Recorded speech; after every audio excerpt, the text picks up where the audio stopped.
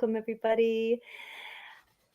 If you're on this, let us know in the comments. I'm really excited to be interviewing Dr. Rebecca Sarr, founder of Quantum Empathy Technique. Yeah, I'm excited to do this interview because we've had some similar experiences on this spiritual path, similar but different. And yeah, and so I'm excited to have her share her journey with you all. And yeah, and as we go along, if you have questions that come up you want to ask, just type in the chat. Hopefully we'll see them. And yeah, so welcome, Rebecca. You are again in Australia, right? That's right, yes. Okay, I was gonna say, is it New Zealand or Australia? I couldn't remember. Yeah. Thank you Yes, for I'm in being Melbourne, Australia. Thank you so much for having me. Yeah. Yeah. So yeah, so you have an interesting journey to share. Absolutely. Like, what brought you to here in this moment in time? Yeah. Well, my story it entails a lot of different aspects, so it's very multidimensional, but they all tie in together. I essentially have been exploring consciousness for most of my life. I started as a what would you say, naive young woman who embarked on a career in, I suppose, legal human rights, and saw the injustices of the world, which took me on a big exploration of global power dynamics, led to a Kundalini awakening, which happened in tandem with my PhD on decoloniality. And through my work and my involvement in capoeira and West African dance communities around the world, I experienced a spiritual awakening that led me to essentially practice spiritual support and energy work for others. And that's how QET was born. So I identify as an empath. After many years of soul searching and trying to understand myself, I realized that the thing that makes me unique and sometimes right outside the box is my capacity for empathy. So I saw myself as very different to so many people in the world who fit into particular, let's say, niches of humanity. And I was exploring, who am I? What am I? And eventually I came to understand that I had sensitivities and really gifts that go beyond what most of humanity understand as a human experience. Yeah. Yeah. And through that, I began exploring what it actually means to be human and what the human sensorium is capable of. And I came to understand that we are capable of so much more than we actually.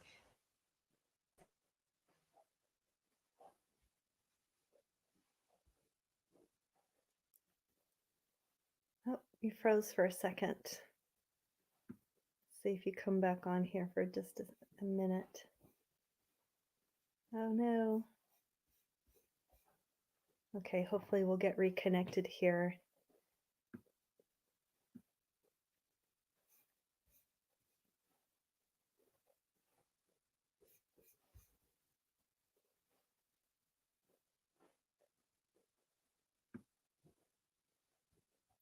Let's see, Rebecca, if you can hear me. Not sure what happened.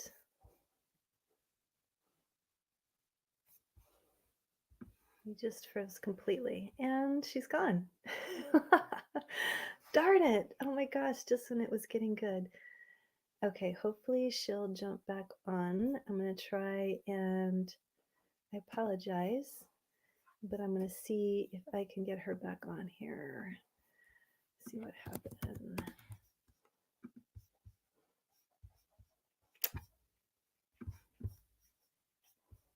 Just gotta go with the flow sometimes.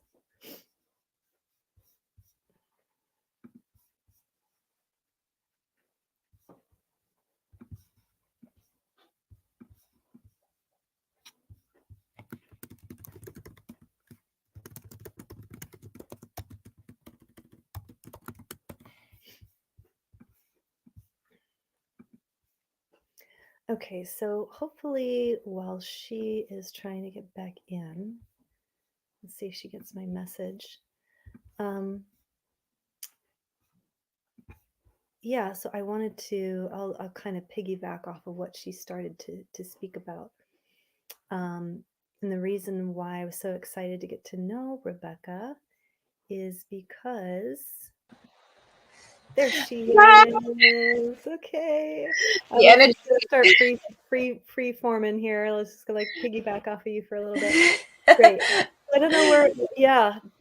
Oh, technology sometimes. It's the So energy. backing up a little bit, if you can pick off where you left off. So you were talking about what I am hearing is this realization that part of being human is being this multidimensional. This body has multidimensional capacities. Who we are, yeah. So Yeah. you pick up from Absolutely. Yes. And I was speaking about the human sensorium. We look at ourselves as having 5 senses, but in reality, even in the progressive sciences, there are up to 100 senses that the human is capable of. And when we look at extrasensory perception, there is so much there. And so part of what I do is to hold space for others to step into their empathic power, because I find that empathy is a particular type of effective cognitive process that can either empower us or can overwhelm us. And so many empathic people in the world are really overwhelmed by what's happening and by their own capacities, because there are not many spaces out there where we can learn how to harness our capacities and work with them as a superpower. Yeah. And so that's part of what I do. Yeah. So I'm really so so talking about empathy, I have so many questions, but I'm going to start there. So in my learning about energy, there was one thing that I was taught. There was a training I took that had to do a lot with empathic overwhelm, and how to, because empathic overwhelm can lead us to then being disconnected from our purpose and all of these things. And so there was this protocol that I was taught about, like, okay, well, this is how you kind of shield yourself from other people's energy. So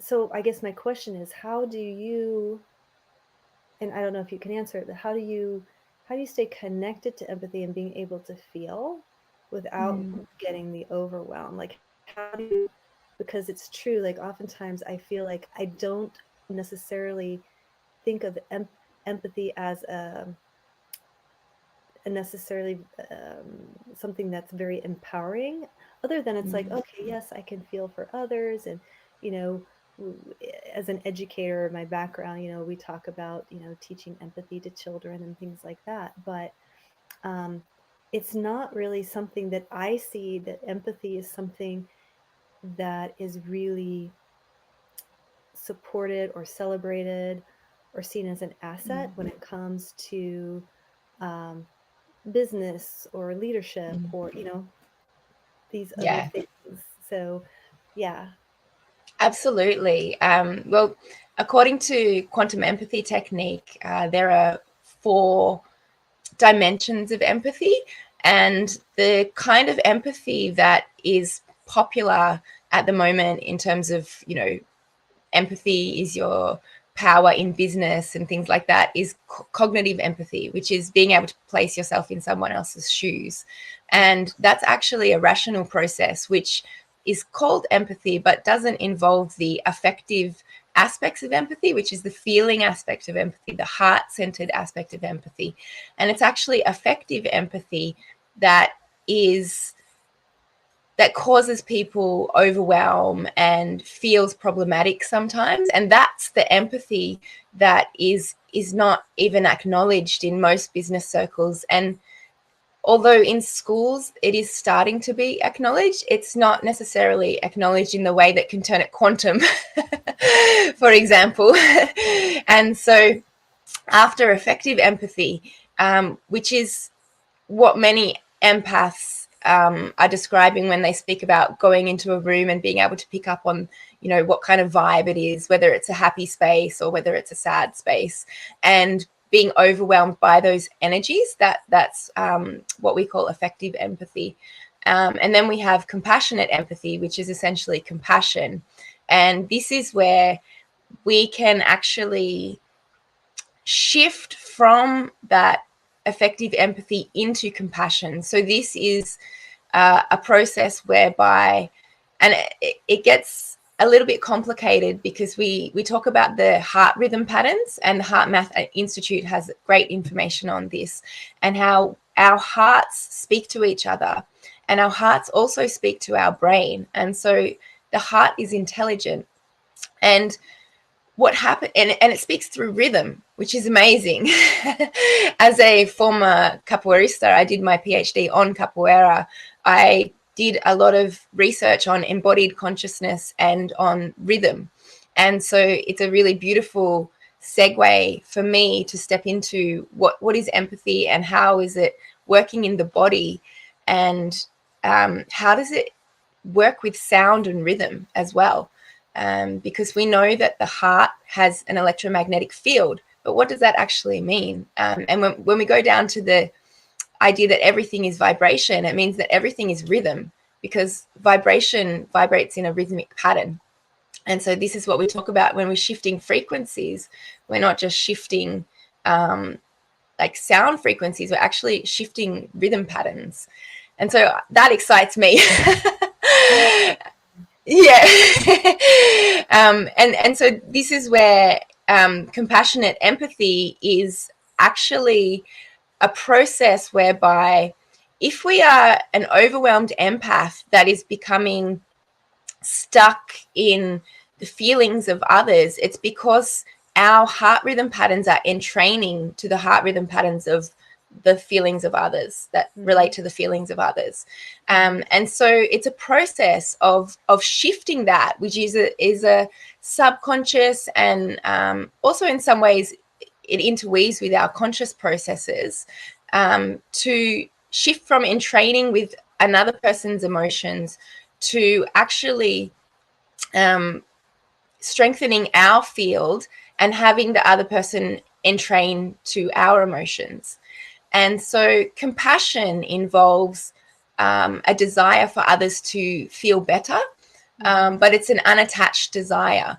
And so sending out happy vibes or healing wishes to somebody could be an example of that, without the attachment that the person actually does feel better.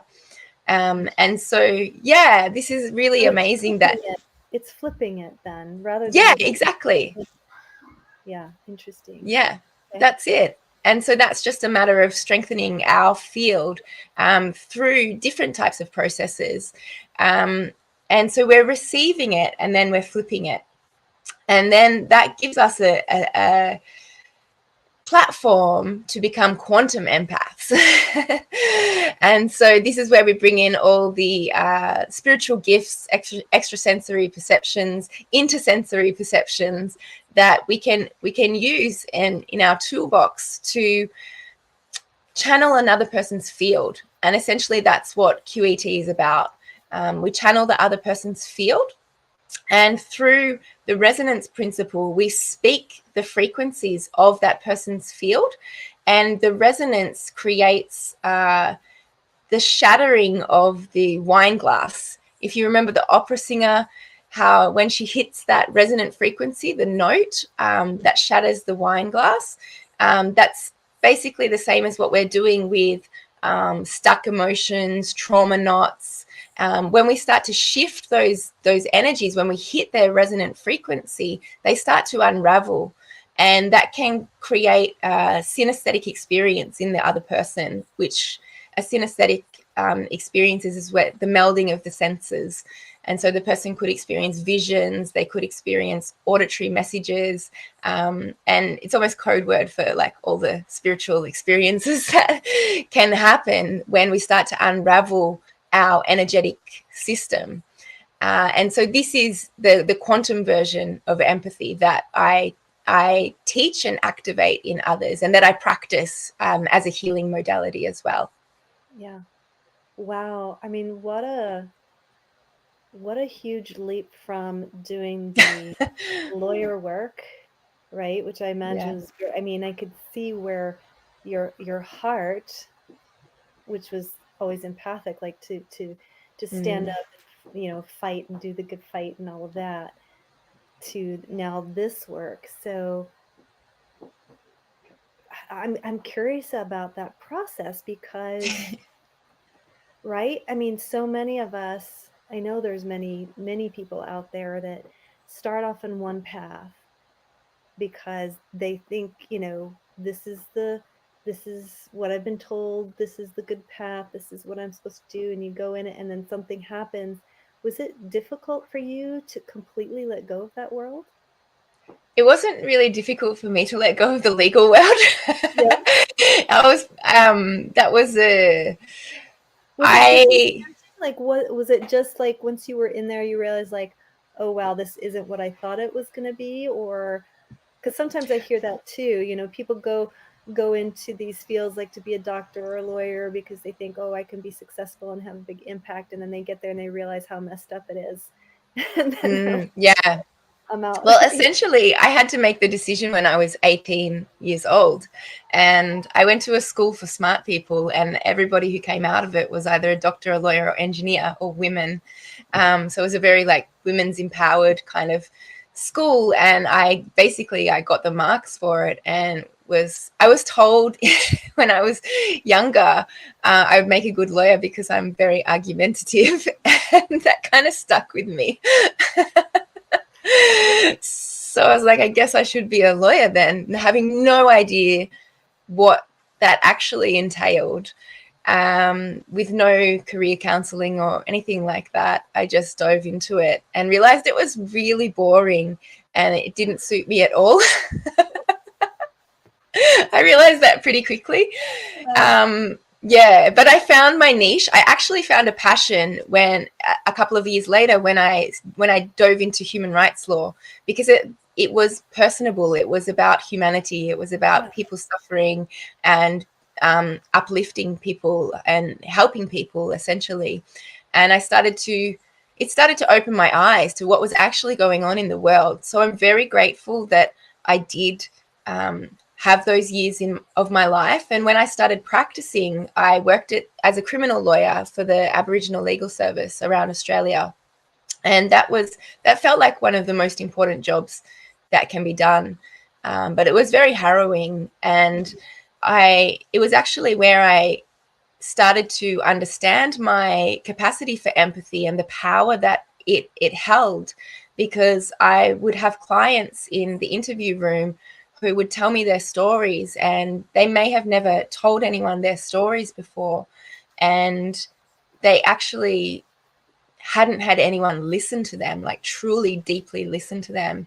And that's what I was providing for them. And so I felt that they were happier after speaking with me, and it didn't really matter what the legal outcome was. And I absolutely saw the continued perpetuation of colonial injustice and the band-aid fixes that didn't really help people because they weren't diving into the people's trauma, which was actually the reason that things were not going well for them in the first place. I saw all of that, but I also saw that just from speaking to me and me holding space, that they felt better, and that felt important to me. So I didn't understand. I didn't have any language for it at the time. Mm-hmm. But I also had the experience whereby it really affected me emotionally. What I saw about the injustices, what I saw about how traumatized people were, what they'd been through, how they felt, affected me to the point where I found it really difficult to do any of the letters afterwards and things like that. I would go back to, because I was traveling around Australia, I would go back to the motel room and just cry and cry and cry. And I didn't know how to process what I was seeing, what I was feeling. And so this was the beginning of starting to understand the power of empathy, and also starting to understand what empathic overwhelm means. Yeah. And but I'm so grateful for those realizations, because it's brought me to the place I am now. And I did an entire PhD, which is 300,000 words on global power structures and racial injustice that is has continued from colonization. So and going right into the depths of what that means in terms of how a person cognizes the world. So it's been part of my life's journey and part of my life's purpose. So even though I felt like I wasn't on point with the legal career, it actually taught me so much, and I'm grateful for it. And when I finished working there, I started to feel all of this energy like moving up. And it was then that I started to experience the Kundalini effects. Right, which you Yeah. mentioned you started to experience sort of spontaneously in your capoeira practice, right? Yeah, that's right. I believe it was a combination of many things. But I stopped working as a lawyer to start my PhD. And so my PhD, I practiced capoeira as part of that, but I'd also been practicing for a few years prior. So I practiced for about 15 years in total. And I didn't realize that it would be nurturing a Kundalini awakening in terms of the similar ways that yoga does, because capoeira has the physical aspect, it has the musical aspect and the chanting, it has the communal aspect. There's so much that is parallel, but also very unique. And they talk about, in capoeira, they talk about ashe, which is life force.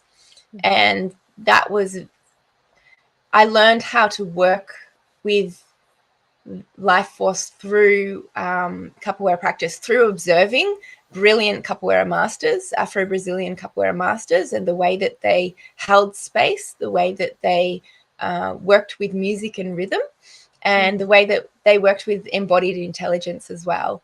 And I just absorbed a lot of it because I'm so empathic. I just absorbed it through the body. And then I had to spend a few years trying to mentally understand what all that was about. And that's basically what my PhD is. About right, but putting it all into words. Wow. Yeah, that's right. So part of it is looking at it's actually about decolonizing consciousness. So for me, decolonizing consciousness and a spiritual awakening are two sides of the same coin, really.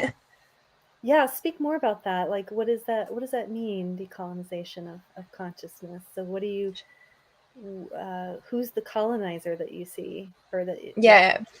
yeah. Well, in my thesis, it was very specific because I was looking at the last 500 years of global history, and so the colonizers were essentially Europeans, and then I looked at the kind of the colonizer, slave, and the indigenous triad.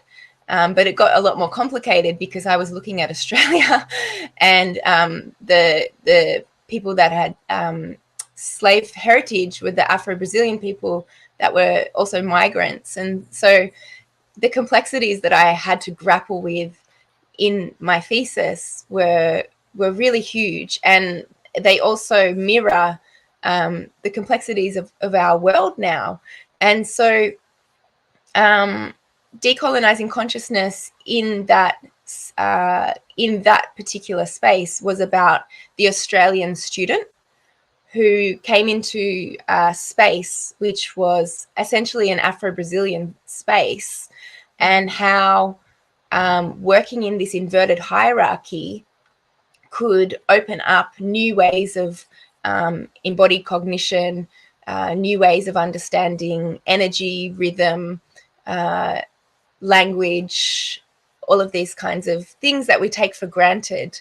And this has kind of mirrored my experience, because my involvement with, let's say, other cultures in the world have really opened my eyes. If I just stayed in Australia and only spoken to other white Australians, I wouldn't know, I don't know, even I wouldn't know 98% of what I know now.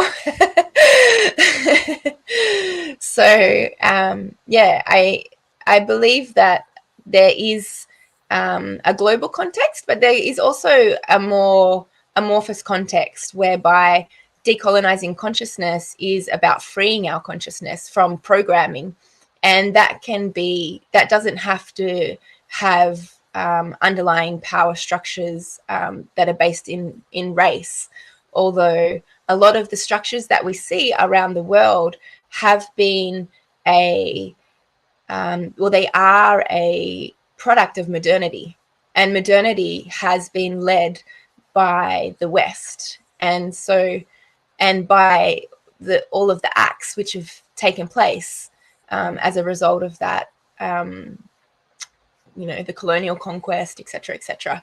So part of decolonizing consciousness is unraveling this Western dominant thought processes that have impacted our education systems, they've impacted our family lives, they've impacted almost every part of our being. And when we come to unravel it all, we come to understand that materialism is not kind of all it's cracked up to be, I suppose. There's so much more that we're capable of, and there's so much more that's out there. And I had some really amazing decolonial scholars that they look at the beginning. There's no real beginning of programming, because every era has its own programming. But for the modern era, they look at the burning of the witches as one of the starting points. And so the kind of oppression of women in general is also included in this. And this relates to the denigration of the divine feminine, essentially. And this is largely, if you really want to generalize it and create a dichotomy, an easy one, it's the dance between the feminine and the masculine. And the masculine has been dominant for the last 500 years, and it's the return of the divine feminine that is the decolonization of consciousness, or the unraveling of the programming that has been masculine dominant for such a while now. Oh yeah. Well, it's incredible to me being in the online space and what I see as far as how many women leaders, coaches, healers, are really like, man, they are really shining their light and their power, and stepping and claiming their space and claiming wealth and making an impact. So it definitely, and not even on the online space, like I see it happening in my community, like women's circles coming together. And I was part of one women's circle where it was very intentional. It was to include all generations of women. So it wasn't just like my age group, or you know what I mean. And we had two older women that had joined, and one of the elder women, she was in, I think, in her late 60s, early 70s. She said, "I've never experienced anything like this in my life." And I Wow. was like, wow, like it was incredible. And it was just so, I mean, we're, being out in nature and Mm. so much of it, I feel like there is this remembering that's happening. Yeah, Um, really like this deep, like ancient knowing that no matter absolutely. how hard it's been tried to be programmed out of us, it's like it's still there, Hmm. it's almost like you follow the breadcrumb trail, like that's what's been my experience of like, oh, let me try out, someone told me to go try yoga, so I tried yoga, and that, like, little did I know what it was really about. It wasn't just about Yeah. like letting go of stress. I thought capoeira was just about doing backflips. Right, right? And then you get into it and you're like, whoa, where did I just end up? This is wild. I mean, obviously there's something, I feel like there's something deeply karmic there, because for some people they do go into capoeira or yoga and think it's just an exercise, but somehow those of us that are have some kind of contract or past life remembrance that, once there's the hook, to me it feels like a hookup, like suddenly you're in the right place in the right Mm. time, and it's like boom, like, all right, you ready for the download? Here you go, Yeah. and here's what you came here for. And yeah, so I want to ask you, um because I find your message really powerful and what you're teaching with quantum empathy technique. Thank you. Have you, in your, you know, sitting with yourself and connecting with the divine, like what what is the bigger picture of this cultivating this power of empathy? Have you Mm. been shown that in intentionally Yeah. that? Like what, why is this so important? I guess is the question. Mm. There's been a lot of information coming through, and it touches us on a soul level. Those of us who are empathic, we come to Earth and we, I mean, just like so many other communities on Earth, we experience oppression to an extent.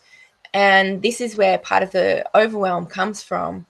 But when we tap into our souls, we realize that we are here for a purpose, and we are empathic for a purpose, and it is to bring light back to humanity and to raise the vibration of humanity's consciousness. And this is something that keeps coming through, no matter how much my legal brain says, oh, be reasonable. Mhm. um, the information is that for me particularly, I'm here to work with earth angels.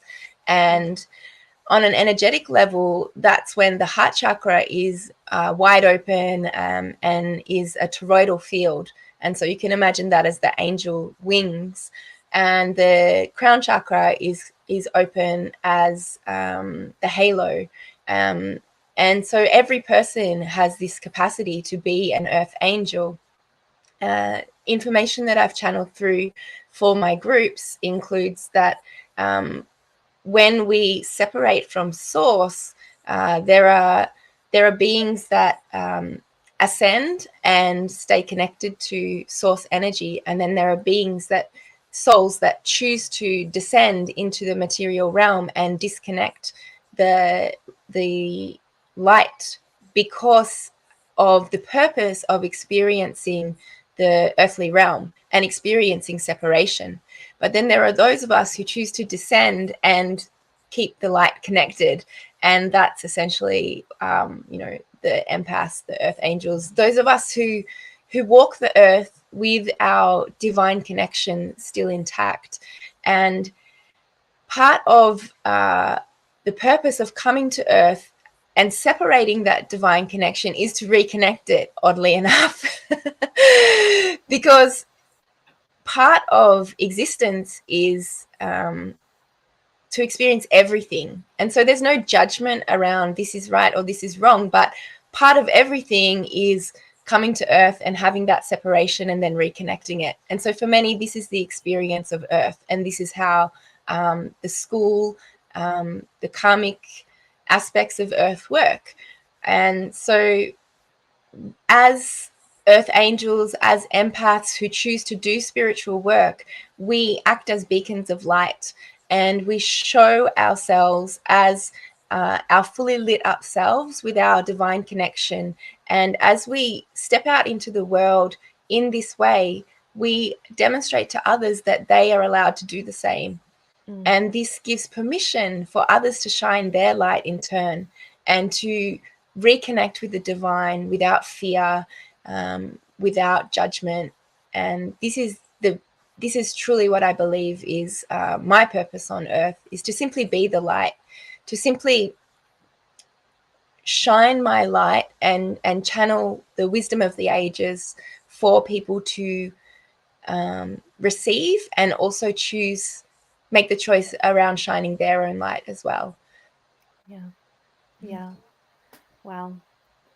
It's just, I mean, it's like, oh yeah, shine your light. It sounds so cliche, right? Right? But it's really there's deep truth in that. I mean, it really is literally shining your light. We're becoming more and more crystalline in nature, and like you said, more multidimensional. Like, we're waking up to our gifts, and so I have always felt that, when each person on their own journey, like, it doesn't matter where you are or what your role is, right? Because we can get caught up in that, like, oh well, I'm a doctor, oh, I'm just I just wait tables, or all the different Yeah. things, all the different, um I guess, illusory sense of identity, or how we show up, that there's something, I feel, and maybe I'd be curious to know what you think, like, there is, like, we're on the cusp of such radical change. It's like all the illusions of the separation, of, like, the hierarchies and all of that. It's like it's leveling the playing field, and there's something about when you realize who you are, like, for you, Yeah. okay, you know who you are. You're here to shine your light. You're here to work with the earth angels. There's so much power in that it literally, um it does change the actual reality, the Yeah. form. And so, um It yeah. really frees, for me, it really frees me up. It's Right. like, oh, so that being joyful is part of my soul's purpose on this planet. And channeling divine wisdom is part of my soul's purpose on this planet. So I realized I have a talent, I have a gift, I have a skill that is out there, like totally out there. And it's Well, something that yeah, you've had to let go of the fear of judgment, because, yeah. right, like, and I think that's been something I've had to process as well. It's kind of like, not everybody's going to receive Mm. what we have to share.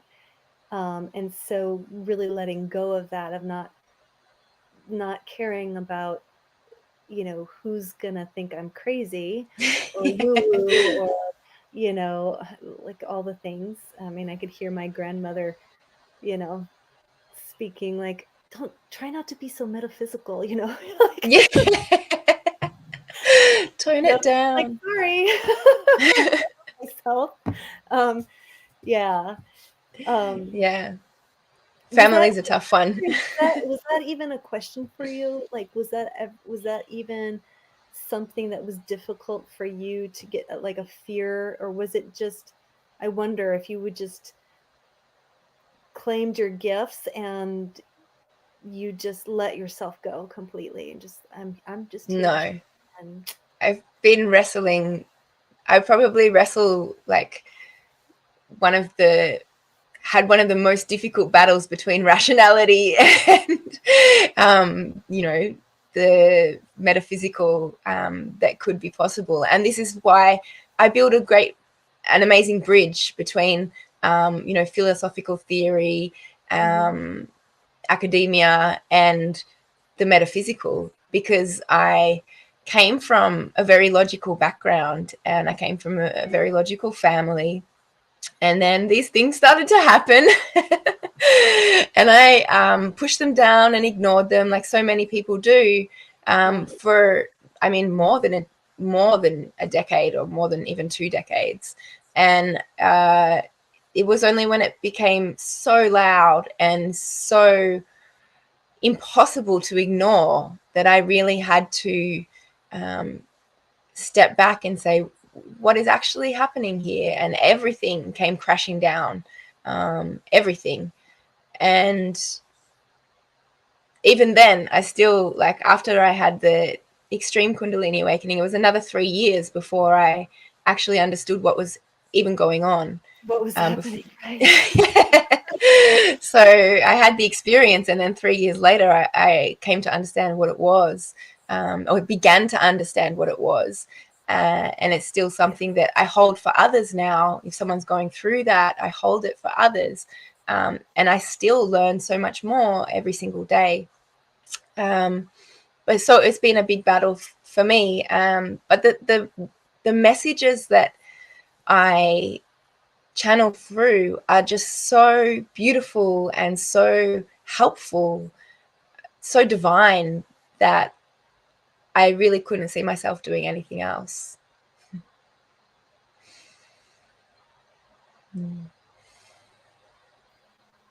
Okay, are you there? Yeah. Oh, okay, just when you're like, you're gonna, I said the yes, messages are so so divine, beautiful yeah, so and so beautiful, divine. yeah, I, that it just, I really yeah, couldn't see myself doing anything else. yeah, that's so beautiful. I love, Mm. love, love. It's like we need more people in the world that are courageous enough to um, break out of the mold and Mm. really be their true selves, because we are such, I mean, we're, when I look at a person, it's just like, it's, you just see this incredible essence, this incredible Mm. soul, that's organic and very much of the earth and the divine. And yeah, I love the work that you're doing to assist people in their awakening and in embracing their gifts. And so it's really, wow, I'm just so, yeah, love, love, love what you're doing. I love you. And Thank you. I love you too. I'm like, I know we could probably just go on, but I wanted to, before we close, if you could share with us, like, what are, how can people find you? What are you offering right now that people can dive into to work with you? Yeah, Yeah. for sure. At the moment, I am halfway through an amazingly powerful program called the Enlightenment Program. And it's a QET Foundations program. So enlightenment is a prerequisite for practicing QET. And essentially, I'm holding people through the process of moving from the overwhelmed empath to the quantum empath. And it's a beautiful process. So for anyone out there who feels like they have empathic skills, but they're feeling overwhelmed, or if you feel like you're an earth angel and you would like support in stepping into your empathic power, I have the next cohort coming up in September. And it's gone again.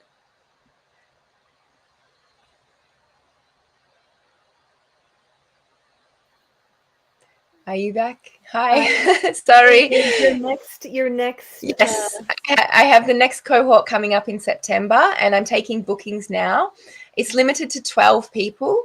So it's 12 people, 12 weeks. It's all very biblical. That's what the information that I channel through. So I trust that. And I have a Facebook group that I'd love people to jump into. It's called QET, Quantum Empathy Technique. So you can find me there. I'm also Rebecca Sarr on Facebook and Dr. Rebecca Sarr on Instagram. So I'd love for you to connect. I offer one-on-one sessions as well. If anyone would like to dive deeper with me, I offer single sessions and I also offer long-term support. So beautiful, yeah. beautiful. Oh my gosh. Thank you so very much for being here on the planet and Thank you. taking on the commitment of yeah, just being who you truly are and shining your light, and it's so received. And just being in your presence, I can feel that light, and so it's wonderful to spend time with you. So thank you so much. Thank you so much. I feel the same about you. Yeah, thank you. All right. Well, much love, everybody. Again, Much love. questions, leave them in the comments. I'm sure Rebecca or I will answer them, and we'll see you again next time. Thank you, Take Rebecca. care. Thank you.